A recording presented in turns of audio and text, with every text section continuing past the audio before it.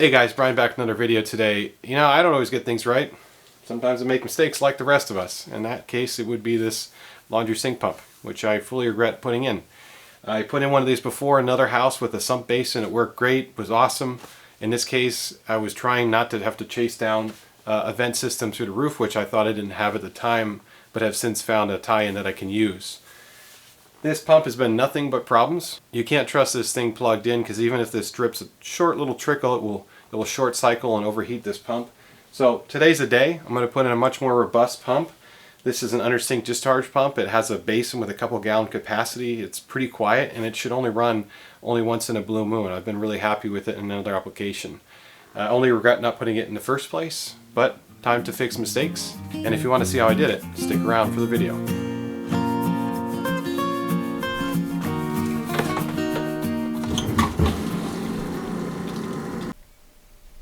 So the big difference between the old setup and the new setup is that this is an inline pump.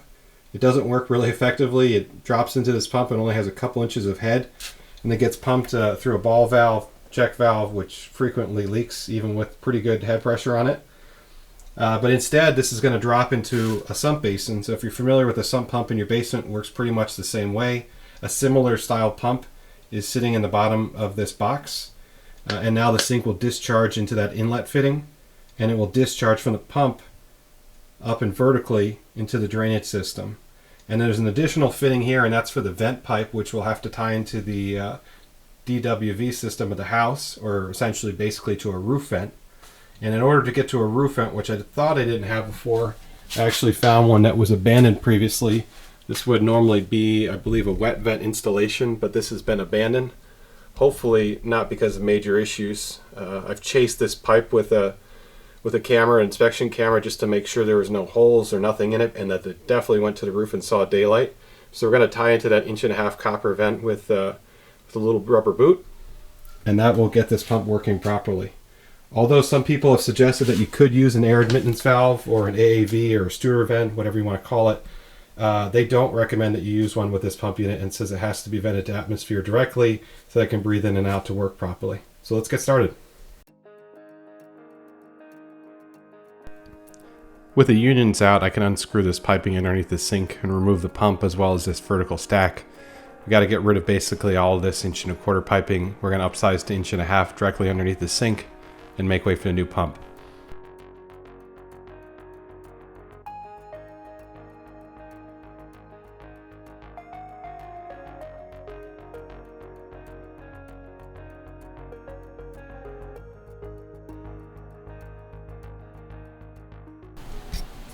Alright, so here's where planning can go a long way. I originally had the drain on the left side of the sink, went over, up and over, and into this 1.5 inch drain pipe, which is now, because of the load that I'm adding to this, going to go to a 2 inch. Technically it should always be a 2 inch anyways. It was undersized for whoever originally put it in.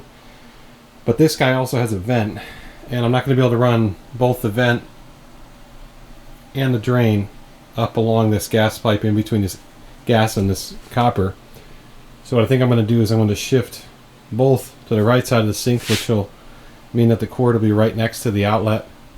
In order to do that, I'm going to have to move this RO system over to the right a little bit more. Wish I left a little bit of room, but all this was here in pieces. So I'm going to move this guy over. Drain's going to come out and up and tie into my drain, which is right up there, kind of in way of my RO system. I could probably sneak it with a 45-degree elbow right behind that copper pipe. That's the goal. I'm going to set this up. We're going to dry fit everything and see how it comes out before we glue anything.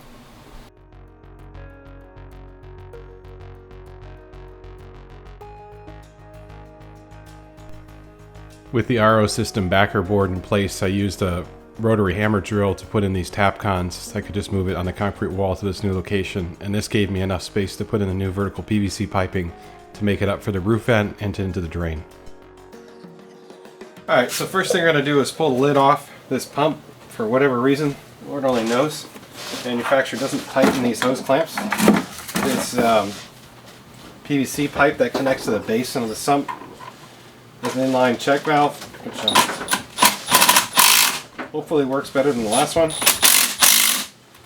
Those are tightened down, so you have your pump, check valve, PVC pipe, which goes to the lid, and you got to mate the thing pretty well. And I'm just going to put this gasket, when you're pulling this lid off, you're definitely going to want to make sure this gasket's on correctly.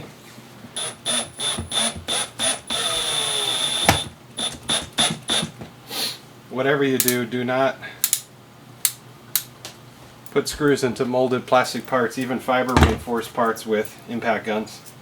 A lot of guys seem to love impact guns and destroy things with them.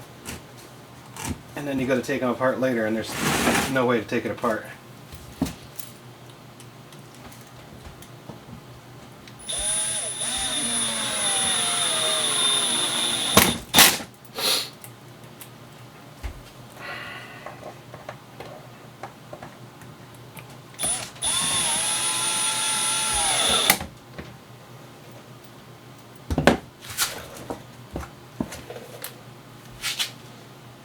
This gasket's kind of a pain, so I'm going to use, you can use a scratch awl. I'm just going to use a pencil to find my hole through the gasket. So I'm not plowing a new hole through it. And I'm not going to tighten them down all the way until I get every hole started.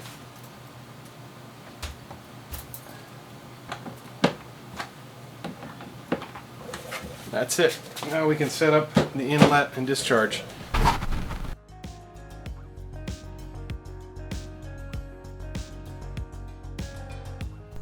Underneath this sink, I need to put in a female adapter. This will be a glue-on PVC adapter, and this will allow me to pipe in the P-trap underneath.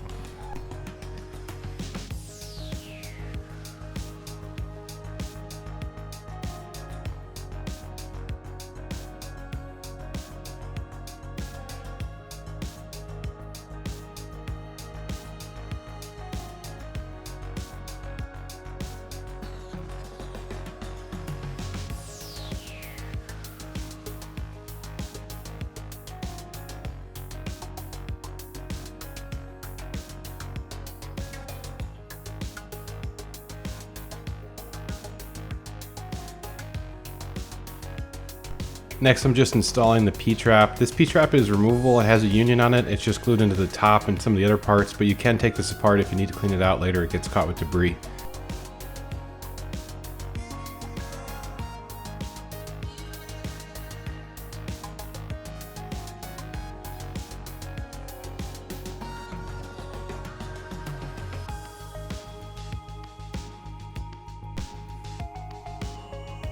With all the P-trap parts glued together, we can hand screw these in. I did not tighten these more than hand tight into the pump housing, as well as the union. You don't need to put wrenches on these. These have O-rings, and the manufacturer doesn't recommend you do more than hand tight on any of the 3 connections on the top of this lid.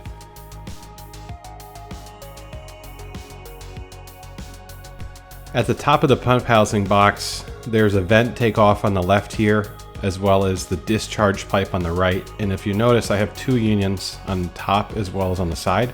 This will allow me to take this component apart. If you need to service it, this is a good idea to put on pretty much any pump. The manufacturer recommends putting a check valve within the top of the lid. It seems a little redundant because there's a check valve at the bottom of the basin, but because they recommend it, I put it in anyways.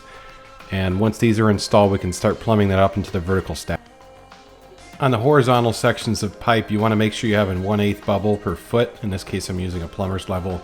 In this size range, that's the recommended slope for all your horizontal pipes into the basin or into your drain system.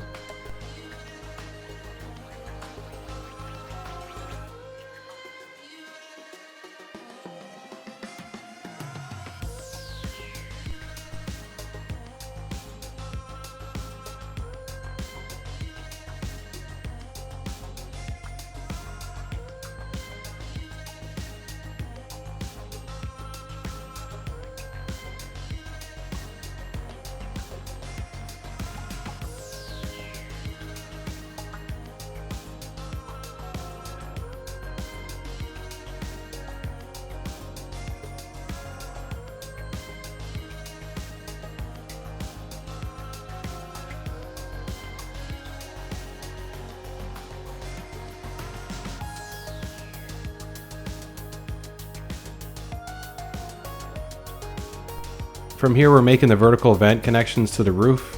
This stack here on the left is the vent. This will connect over with the Furco fitting up to a copper, from PVC to copper, and these will all just be checked and verified and measured, cut, and then we'll glue them all together.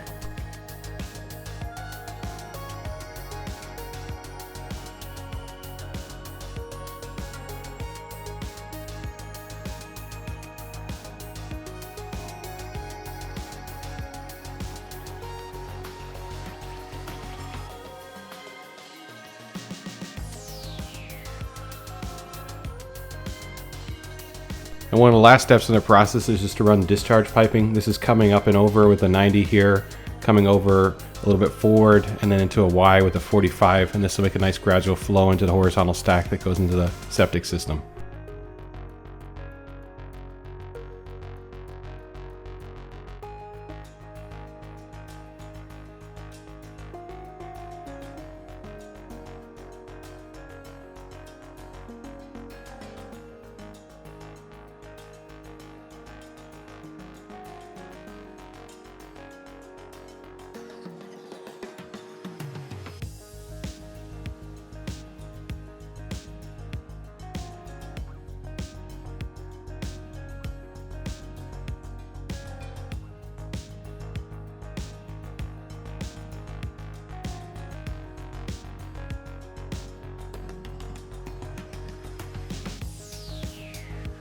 So the last step will just be to add some cable ties, and this is just address the cables that go to the pump motor and plugging it right into the GFCI outlet next to the sink.